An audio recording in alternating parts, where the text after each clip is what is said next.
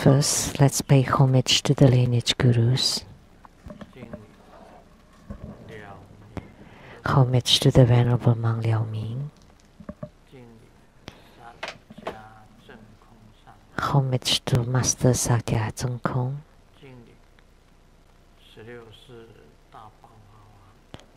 Homage to His Holiness the 16th Karmapa. And homage to Master Dupten Dorji.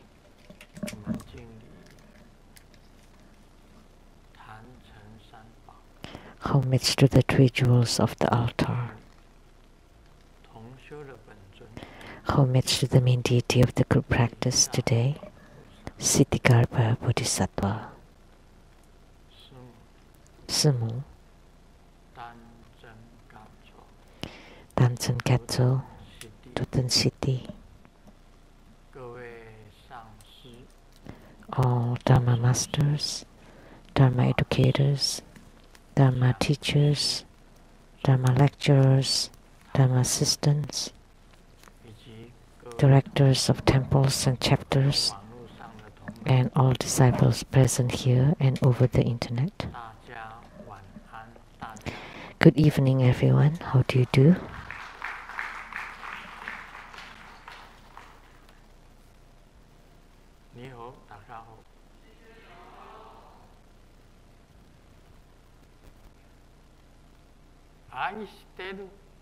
Aisteru. Saranghe. Hola amigo. Te quiero mucho. Sugoi. Ichiban. Kimochi. Chumi. Yapi. Bling bling. Konbanwa.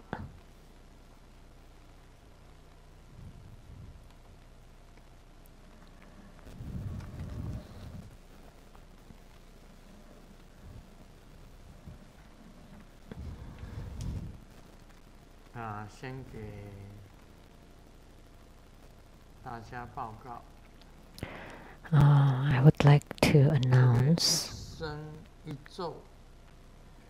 about one mantra all my life. The mantra recitation of Padma Kumara, the root guru mantra, on 8:08 p.m. Taiwan time on August 8th, 2020. There were 156 million plus Padma Kumara mantras recited together by all True Buddha School disciples.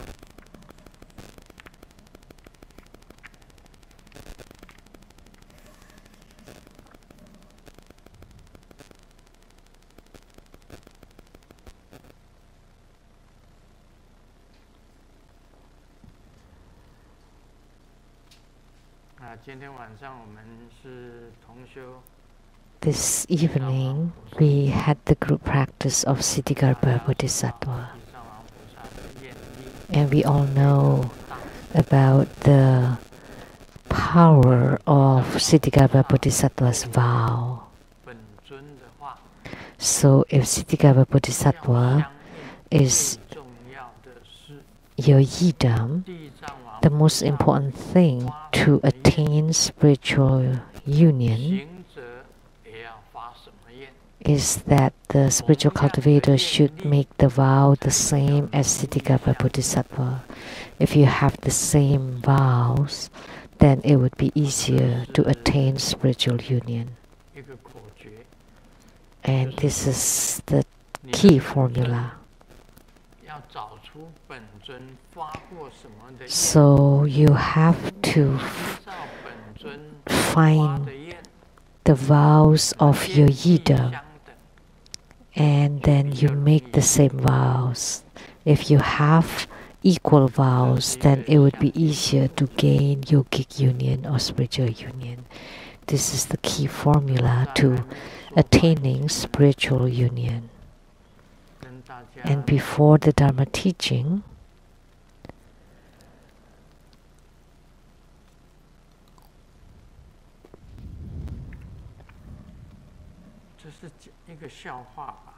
I would like to share a joke first.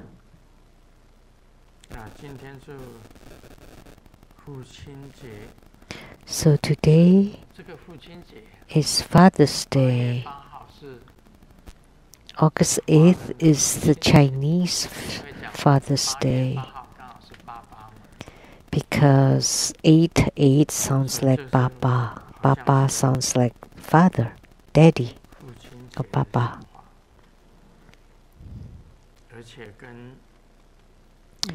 This seems to be related to Father's Day and the coronavirus. Xiaoming got to school and handed homework about Chinese idioms. And he wrote, "This evening, Daddy was responsible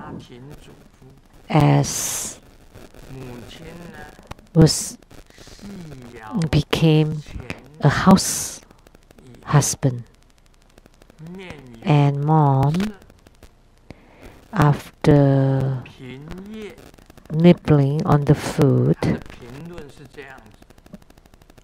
her face looked bad, and she said that it's tasteless to eat, but it's a pity to throw away."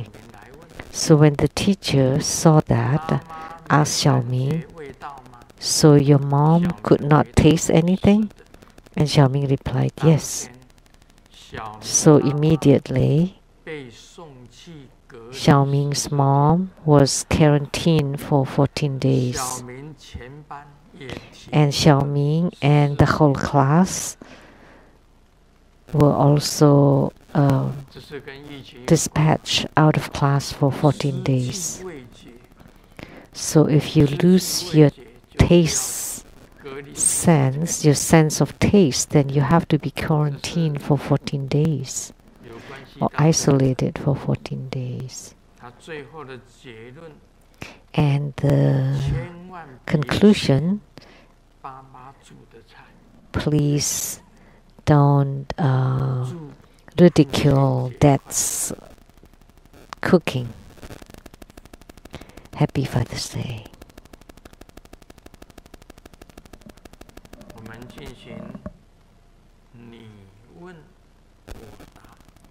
So now we will do the question and answer again. Lianhua Hui Juan from Singapore. Grandmaster, how do you do? Please advise. When we practice in a fire, we use the treasure vase energy to gather at the Dantian. Then we use forceful breathing to fan the treasure vase energy in order to ignite the inner fire at the Dharma generator palace. For women who should practice the treasure vase energy at the middle Dantian, which is the heart area, how do we ignite the inner fire? So what she meant was the statements that she wrote here was wrong.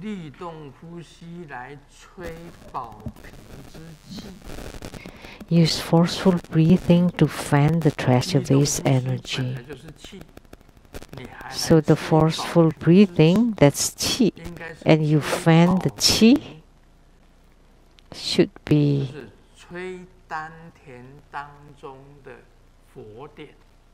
it should be to fan the pilot fire at the Dantian. I never taught anybody to use forceful breathing. That's only used at the last time when the fire was about to be ignited. You cannot use forceful breathing all the time. It's very strong and fast. That's not complete breathing. It's different from treasure with energy. To ignite the inner fire or the pilot fire at the lower dantian, which is the navel chakra, that's for man.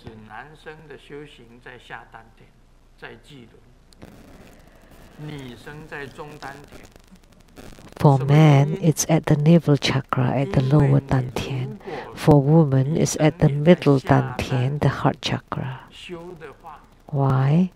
Because if woman practices at the lower dantian, then it's very easy for you to bleed. Because the lower dantian is very close to the uterus or womb, so it would be easy for you to have metrorrhagia, or the vaginal bleeding. So outside the expected menstrual cycle, you also have vaginal bleeding. That's why you have to practice the treasure with energy at the middle dantian. But the procedure is the same. How to practice it? The same. It's just the location. So the question is wrong.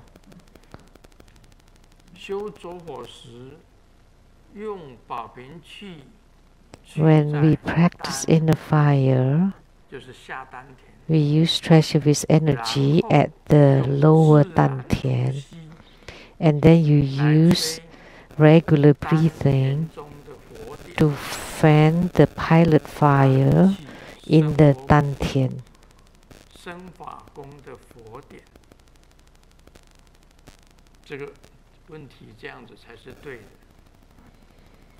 Should correct the question to be like this.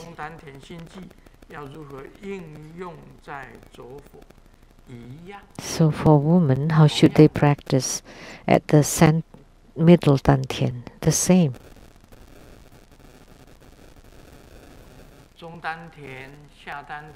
Whether it's the middle dantian or lower dantian,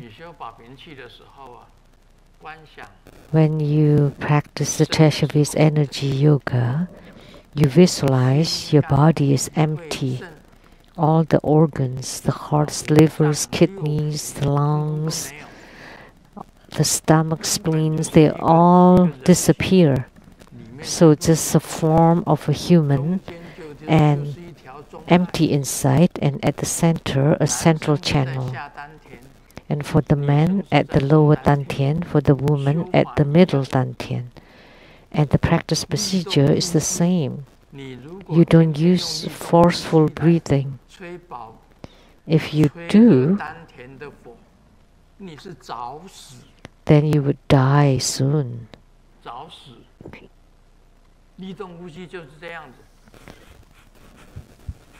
You know, forceful breathing is like this.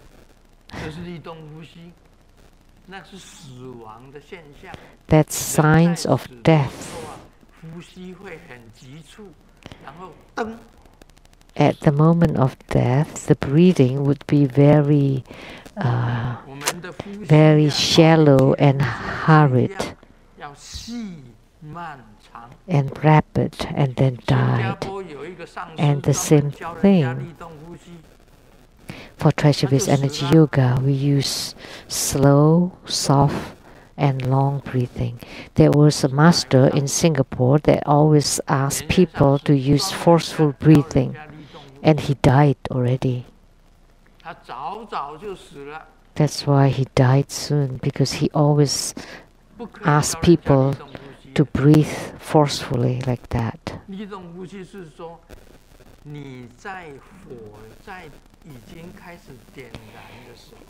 only use it for the final moment when the fire is already about to be ignited, and you just use it once in order to make sure the fire get caught, not all the time. Are you looking for death? I already told him, if you tell people to do forceful breathing again, you will die soon, and sure enough, he died. So you should not teach people the wrong method. This question was using forceful breathing to fan the inner fire, and only when the fire was about to get ignited. Now you understand.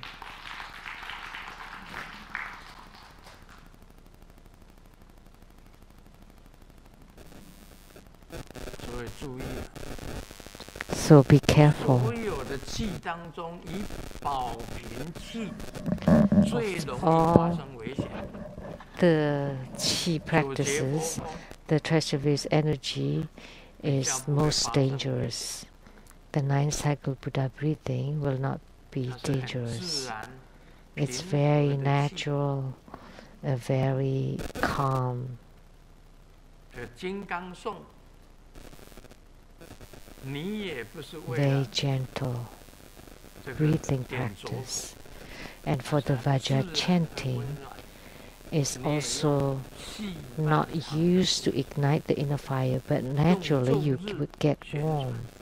You would use the slow, long and soft breathing, and you use the mantra syllables to circulate the circulation of the mantra syllables. But treasure-based energy yoga is the most dangerous. But the key point, the focus, is treasure-based energy, because Guru Padmasambhava said that all merits come from treasure-based energy. That's why when you practice the treasure-based energy yoga, you have to do it softly, slowly, and long. And only at the final moment, when the inner fire was about to be ignited, then you use the forceful breathing only once. And afterwards, you stop it again. You don't do it again. The next question.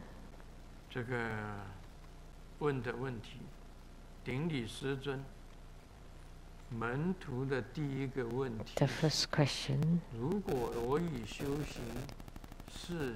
if I have been practicing the 4 preliminary practices for many years, and for the past 2 years I practice it every day, once a day, can I now practice the Root Guru Yoga? Or should I wait until I gain spiritual response with Vajrasattva before practicing the Root Guru Yoga? This is a very good question.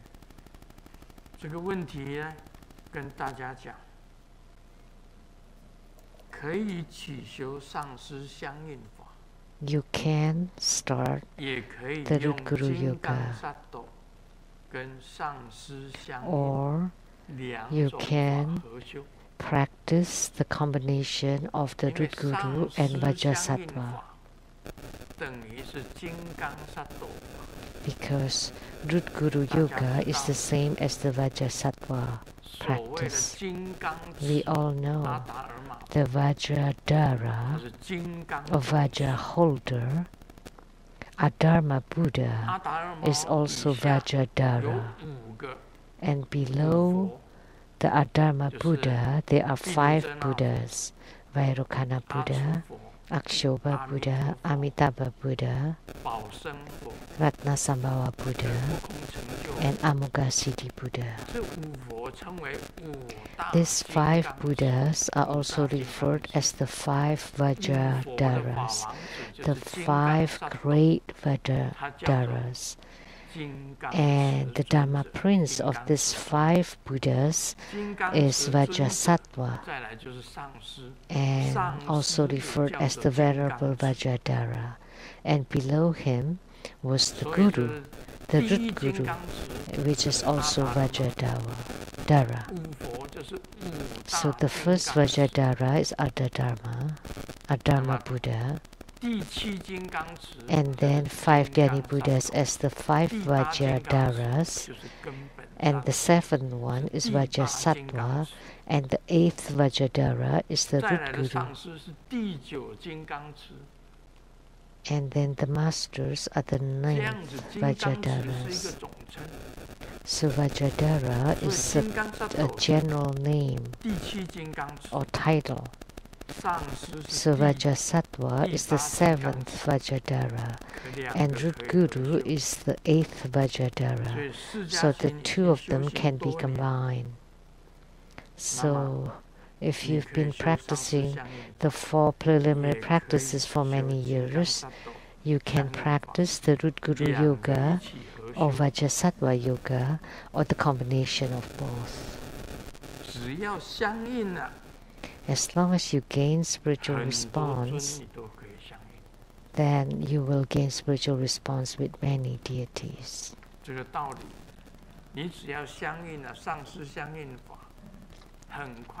Whenever you gain spiritual response with the root Guru, then very fast you will gain spiritual response with the 7th Vajradhara, which is Vajrasattva, and then with the 5 Dhyani Buddhas and Ardharma Buddha. All you will gain spiritual response with.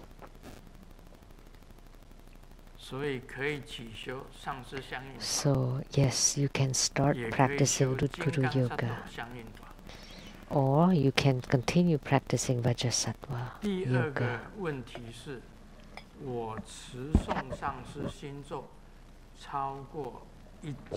The second question is, I have chanted the root Guru mantra for over 10 million times, Triveda Sutra over 2,000 times, Gawang Jing over 20,000 times, Yellow Jambala mantra 800 million times, Golden Mother, Mahabala, Earth God mantras each over 1 million times.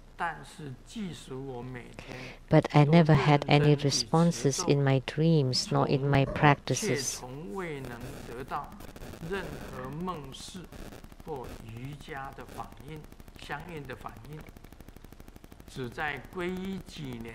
Only in the first few years after refuge, occasionally I had dreams of Grandmaster several times. The more diligently I chant, not only I don't receive any yogic response from any deity, I never receive any responses from Grandmaster either. Hope Grandmaster can explain my bewilderment. Thank you. Now I want to ask this person,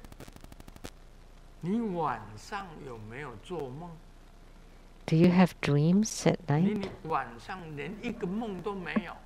If you have no dreams at night, then congratulations.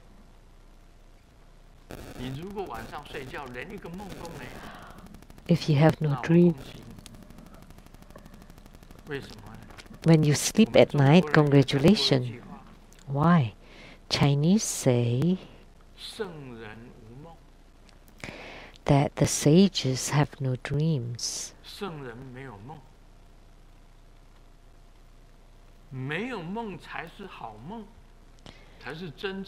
That if you have no dreams, that would be the real sleep. If you dream every night,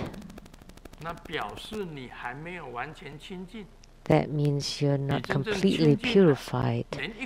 If you're truly purified, you have no dreams whatsoever. You have no mind anymore. That in your mind, the thoughts keep running all day long. And at night, when you sleep, that you still have running thoughts. If you have no dreams at night, that means you have no running thoughts. And then during the daytime, your thoughts are also very few. Then this is called spiritual response or spiritual union. If you still have lots of dreams at night, that means you're not pure yet.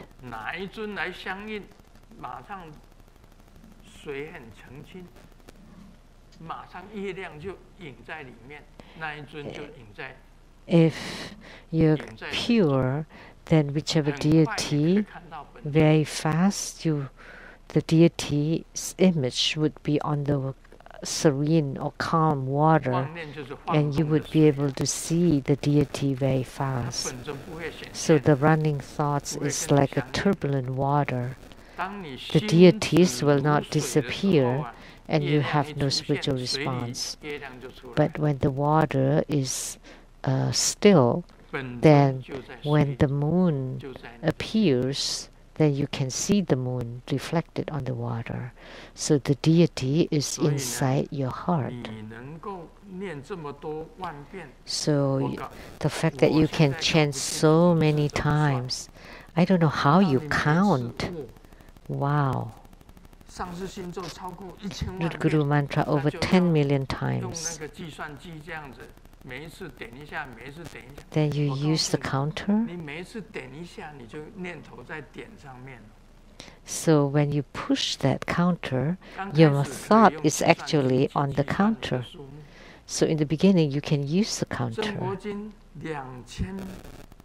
But Triveda Sutra over 2,000 times? Wow, this is quite shocking. And the Hiking Kuan Yin Sutra, 20,000 times? Wow, that shocked me. Yellow Jambala Mantra, 8 million times? Wow, shocked me. Golden Mother, Mahabala, Earth God, over 1 million times. Then you kept counting with the counter. Then that's not right, because your mind is on the counting. If you forget all this, then the deity will appear. Then you would gain spiritual response. Just forget all these numbers. In Grandmaster's spiritual cultivation, I don't remember the numbers. I don't count them. I never count my mantra recitations or anything. My mind is like a still water, and the deity is like the moon. And immediately the moon and the water would be in union, right inside your heart. Then they'll appear. This is the formula. It's very important. If you practice until you are able to have your mind as calm as a still water, that in thousands of the rivers there are thousands of moons. Just like the Yidam is being reflected in the hearts of thousands of beings. However, if your mind is still moving, still turbulent and turbid, how can it reflect anything? How can you gain spiritual response? Therefore, you need to purify your mind and forget about all the running thoughts. Then the deity would come. The third question.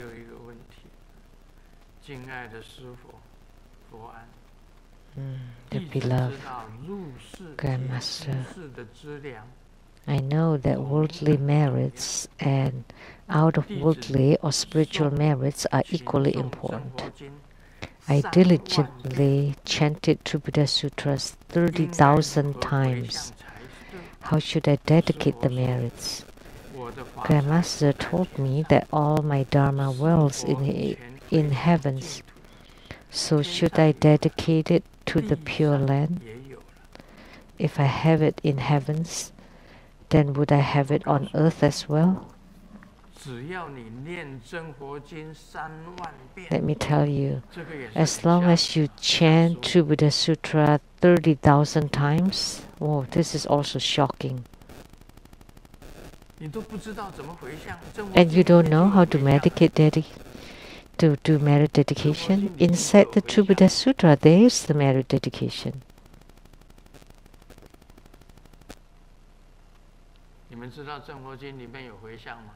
Do you know that there is merit dedication inside the True Buddha Sutra? Please raise your hand if you know.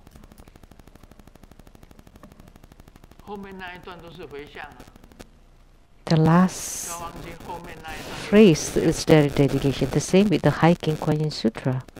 The last piece is the merit dedication. Do you have True Buddha Sutra?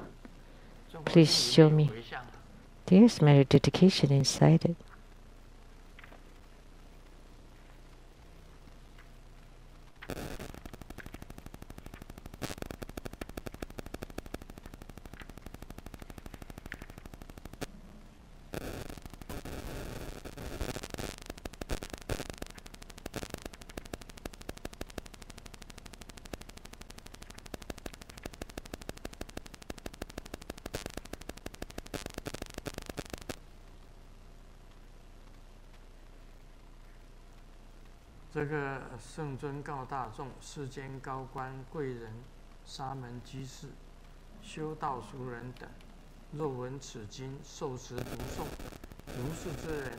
This is the True Buddha Sutra.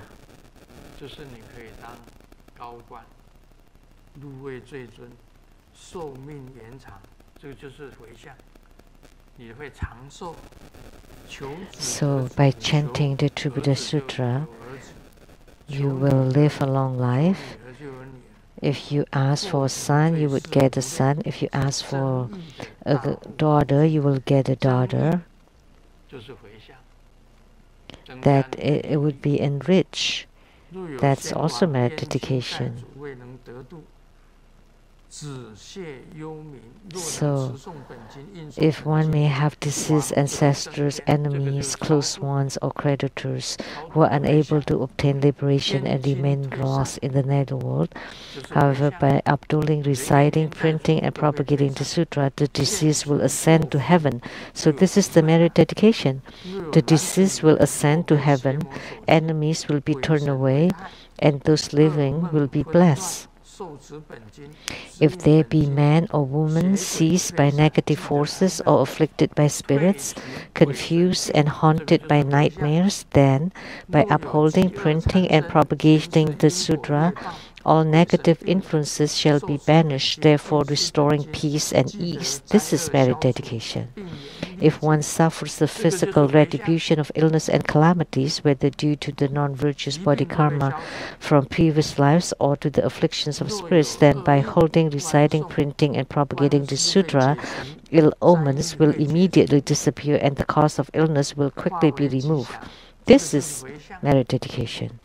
If one suffers from misfortune, legal entanglement, or imprisonment, then upon upholding, reciting, printing, and propagating the sutra, all such obstacles will dissolve immediately, and calamity will be vanquished and turned into auspiciousness. This part is also merit dedication.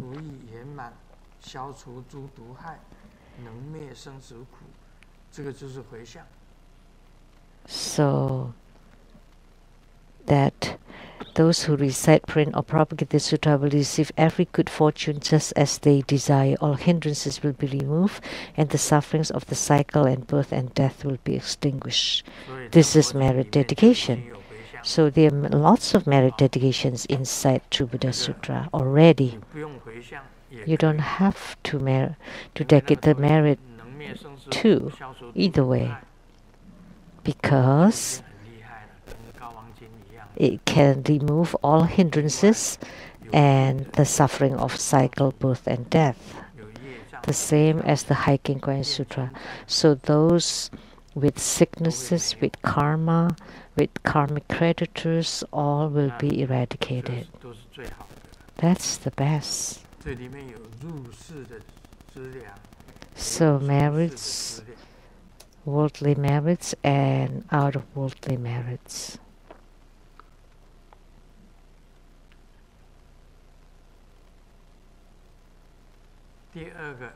Second question. To purge karma, there are Hiking Sutra, 100 Syllable Mantra, Karma Eradication Mantra, etc. But if I want to receive signs of repentance, which mantra should I chant? Any mantra is fine. We cannot say which sutra or mantra is more important. Any one that you have affinity with. Whichever mantra you like to chant, which sutra that you like to chant. You decide for yourself which ones you like best. If I tell you the Hiking Sutra is good, then True Buddha Sutra is not good. And if I tell you True Buddha Sutra is good, then Hiking Sutra is not good. And how about Siddhigarbha Sutra or Diamond Sutra? You should not have discrimination. The same with mantras. 100 Syllable Mantra, Karma Eradication Mantra. So whichever mantra that you have the most affinity with, that's the best for you. And you want to receive signs of repentance, which means in your dreams, you dream that you eat something white and vomit something black. That means you have eradicated your own karma. So you eat something white and expel something black. That means you're eradicating your karma. That's signs of repentance. And you dreams that you're combing your hair and there are lots of insects falling off. Then your headache, your afflictions would be eradicated. These are all good signs of repentance. If you dream of yourself levitating, floating in the sky, or stepping on lotus blossoms, or radiating light all over the body, those are good signs of repentance. Or you dream that you're riding a heavenly horse, flying in the sky, those are all good signs.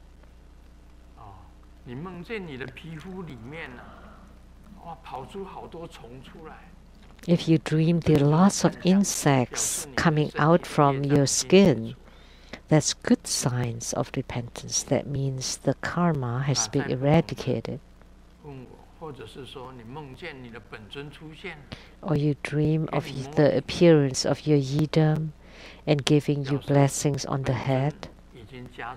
That means the yidam has given you blessings. That's sign of repentance. That means your repentance has succeeded. Or you dream of Grandmaster, your lineage root guru, to give you blessings on your head. That's good sign. Or to give you Dharma teachings. That's good sign of repentance. Giving blessings, giving you Dharma teachings, teaching you how to form mudras. Those are all good signs of repentance. And this, the opposite would be signs of karma. This is asked by Lian Yu, Master Lian Yu from Singapore.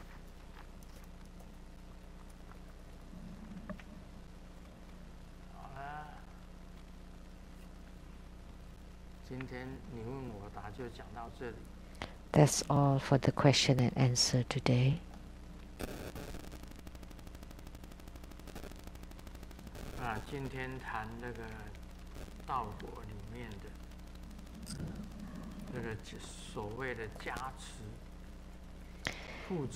Now we talk about Lamdre on the second point of the skillful means, which is blessings. There are 6 kinds. Blessings of the Supreme Guru. Practice the root Guru and invoke him to enter the painful area. Repeat the practice with strong reverence and faith. So your root Guru is extremely supreme.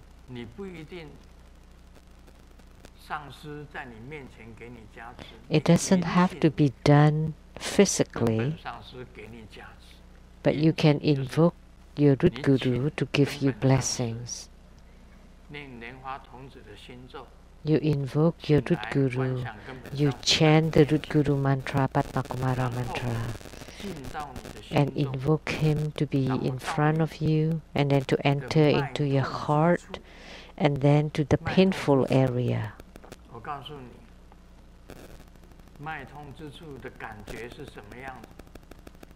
And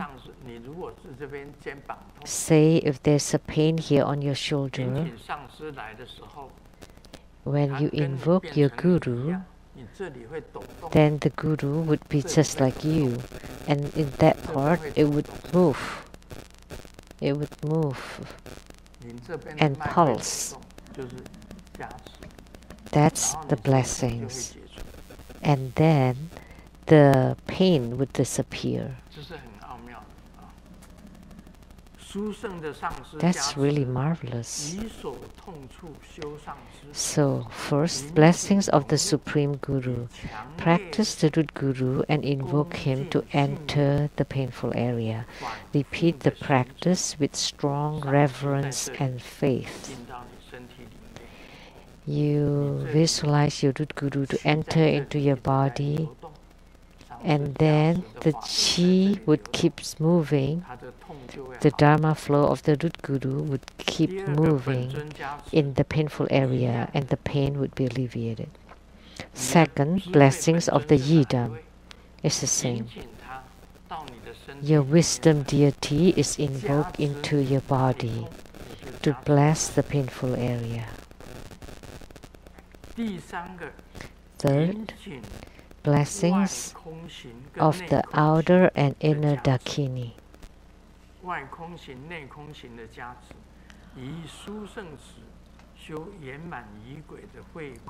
At the supreme time, practice the perfection sadhana of the Gana Chakra. You need to invoke Dakini to bless you, and you have to practice the Gana Chakra. After you complete the Gana Chakra, the Dakini would descend and give you blessings, so that the pains in your channels would be alleviated. The 4 guardian mothers, the Dakinis of the 8 directions, and the goddesses of the 20 heavens are all considered Dakinis. The Pure Lands of the Dakinis is called the organ heaven, Ogmin heaven, which is the highest heaven of the heavenly realm of form. Which one is it?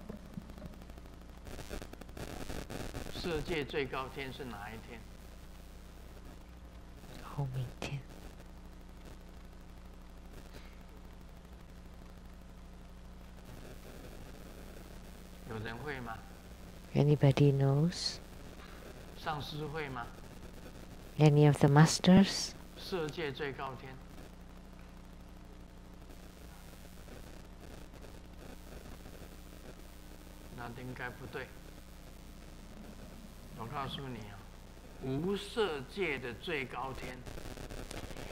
The heavenly realm of the no form is the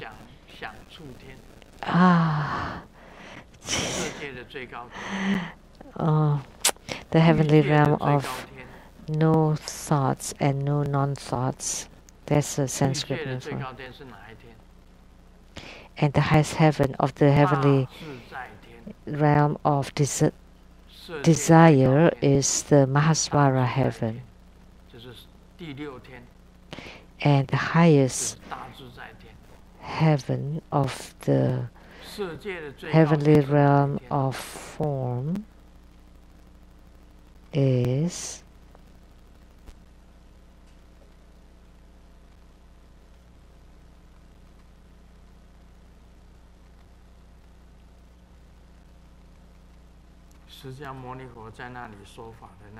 Dao Li Tian.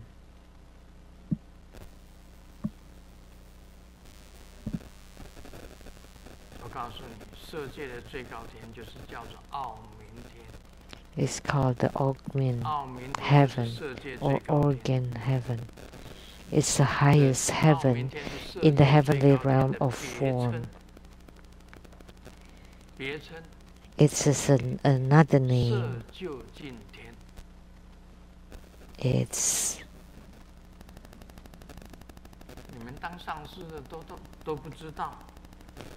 as masters, you don't even know. How can you teach others?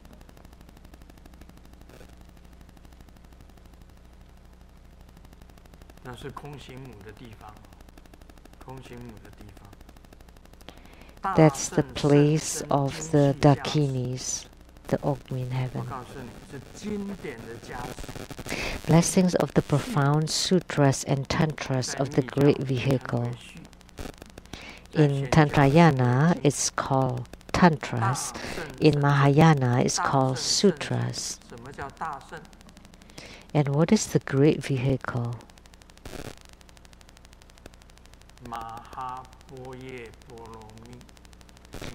It's called the Mahaprajnaparamita. That's the great vehicle. The profound sutras and tantras like the Diamond Sutra.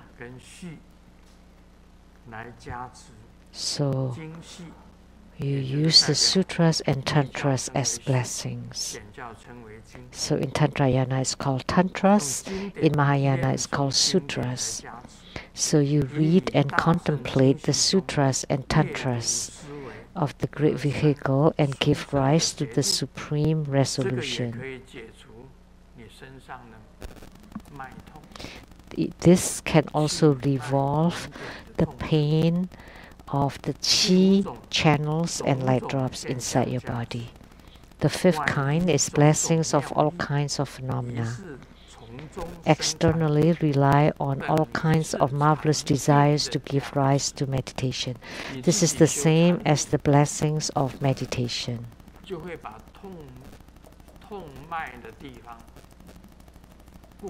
If you practice meditation, then you can resolve all the pain of the channels and chi inside your body.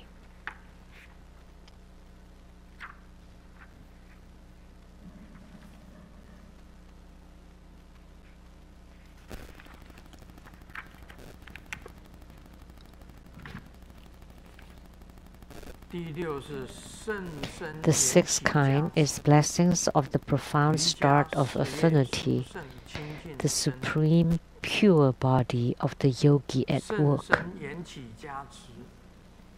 The blessings of the profound start of affinity, the supreme pure body of the yogi at work. This means that you have purified yourself.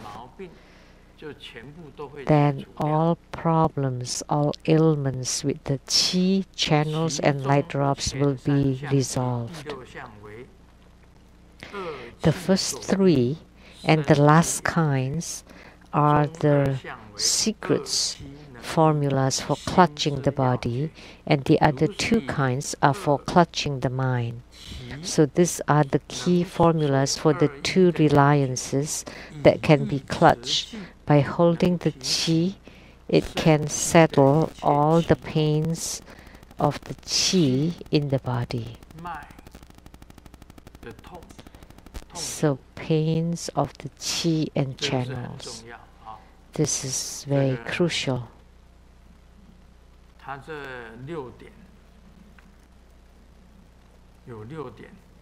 There are 6 points.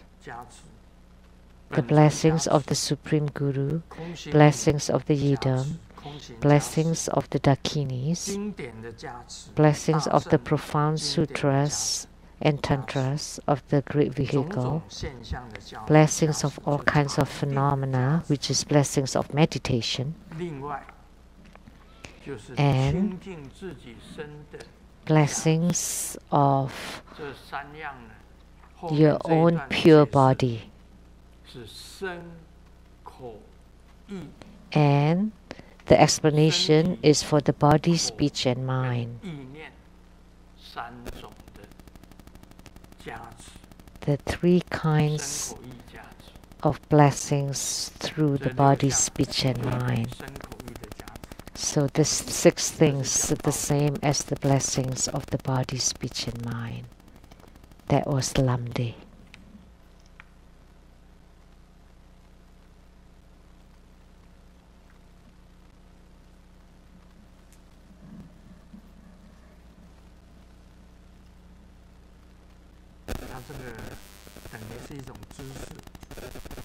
This is some knowledge.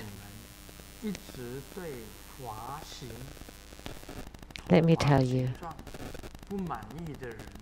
people who are always dissatisfied with their hairstyles has a common problem, that the problem is in the face. If you're always unhappy with your hairstyle, actually the common problem is your face.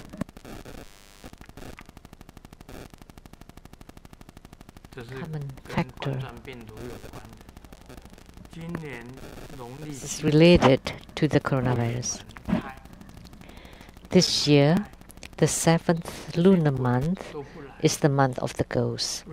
And the door has opened, but the ghosts don't come. You know why? Because when the ghosts come, they have to be isolated for 14 days.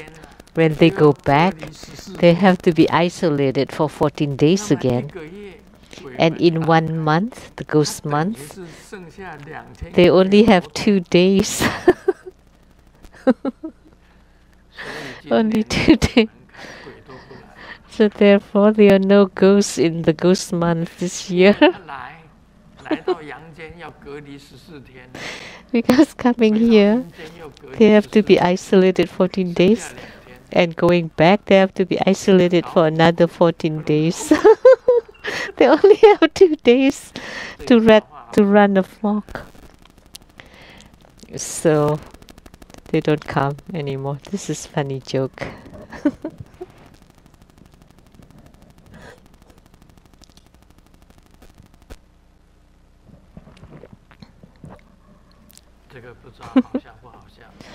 I don't know if this is funny.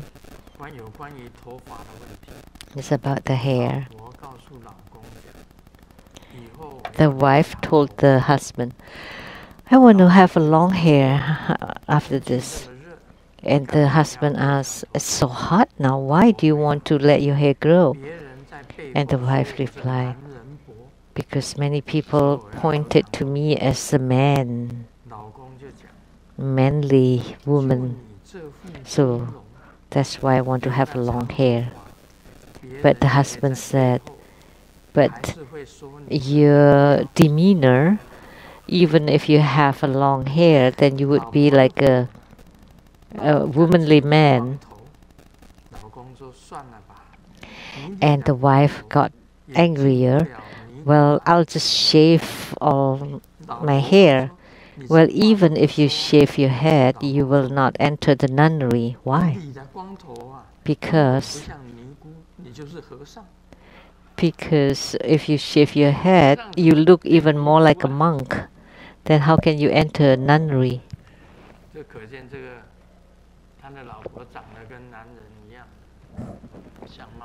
So his wife must look like a man.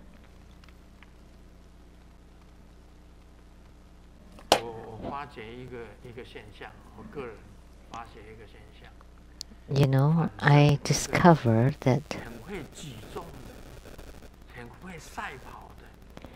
people who love weightlifting or running, you know, all the champions look like men. Don't you think so?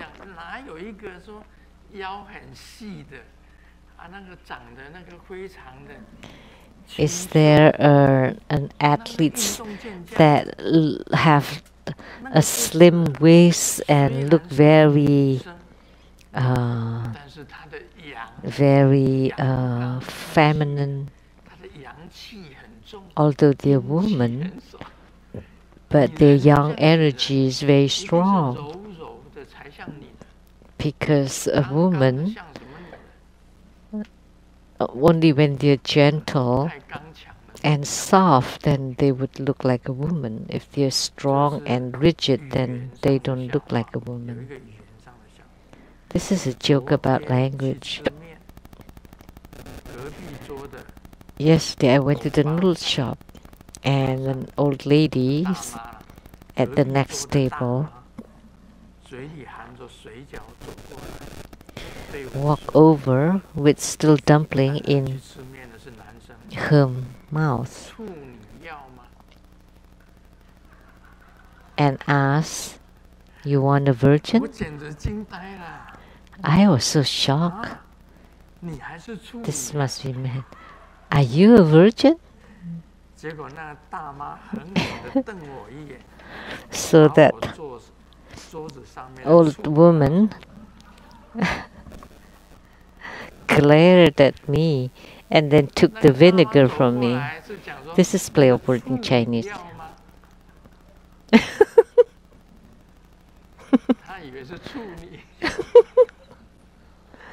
It's only Chinese.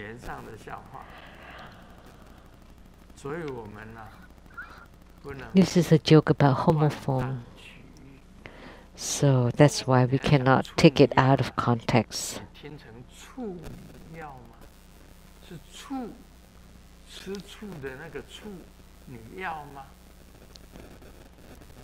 So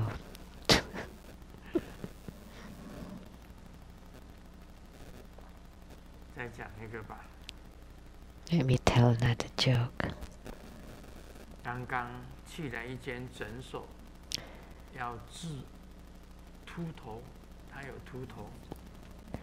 I went to the clinic and to cure the baldness, the bald head, and I got a number and left. Why? You want to cure your baldness, but why did you leave? After taking a number. That's because the bald head of the doctor is even worse.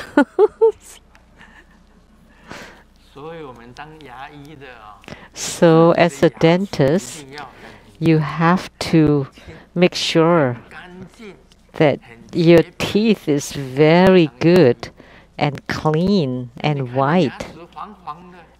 But if your teeth are yellow and irregular and with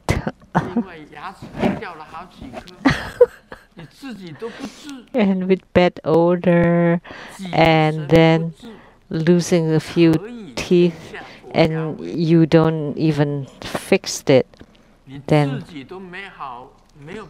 How can you, if you cannot fix yourself, how can you fix others? So if you cannot fix yourself, how can you become a master? Very simple concept. If you want to be a master, you have to have the qualification to be a master, not just because you receive an empowerment. That your basic knowledge and fundamentals should be understood, and you need to understand everything about Buddha Dharma in order to teach other people about Buddha Dharma, in order to spread the Buddha Dharma. It's a very simple concept. But as a master, you don't know anything. Then how can you become a master? If you don't know anything, do you dare to become a master? Just send back your master certificate. But I will not return your offering.